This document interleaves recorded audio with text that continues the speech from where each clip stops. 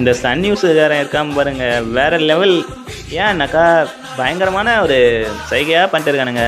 டிவிக்கில் எதனா ஒரு சின்ன இஷ்யூனா கூட எதாவது சொன்னால ஆல்ரெடி, இந்த மாதிரி எதனா ஒரு அரசியல் வந்துட்டாலே பேர் நெகட்டிவாக போர்ட்ரேட் பண்ணுவாங்க, சின்ன விஷயம் தப்பாக இருந்தாலும் அதை பெருசாக காட்டுவாங்கன்ட்டு.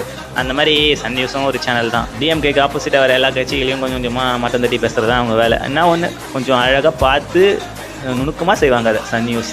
பயங்கரமாக போடுறானுங்கல்ல நேம்லாம் டைட்டில்லாம், வேறு லெவலுங்க. நீங்கள் அவர் ப்ரெஸ் மீட்டு கண்டிப்பாக கொடுக்க தான் போகிறாரு. அவர் கொடுக்கும்போது நீங்கள் போய் கொஸ்டின் கேளுங்க. அதை விட்டுட்டு சும்மா அங்கே ஒருத்தர் கத்திங்கிறாரு, அந்த மாதிரி வளன்னு கத்த சொல்கிறீங்க. புதுசாக கட்சி ஆரம்பிச்சிருக்காங்க, அதுவும் டிஎம்கே அப்படின்ட்டு ஒரு பெரிய கட்சி இருக்குது, ஏடிஎம்கேன்னு ஒரு பெரிய கட்சி இருக்குது. இவங்களுக்கு ஆப்போசிட்டாக அவங்களுக்கு நிகராக அதை விட அதிகமான படையே இருக்கும்னு நினைக்கிறேன். அந்த மாதிரி ஒரு படையை கொண்டு வந்து இப்போது கட்சியில் பேசின்னு இருக்காருனாக்கா பின்புலத்தில் இவ்வளோ வேலை இருக்கும். அது எல்லாத்தையுமே பார்க்கணும்ல. ஸோ வெயிட் பண்ணுங்கள், கண்டிப்பாக ப்ரெஸ் மீட் கொடுப்பாரு. 6 அமர நிதானமாக உட்காந்து பேசலாம்.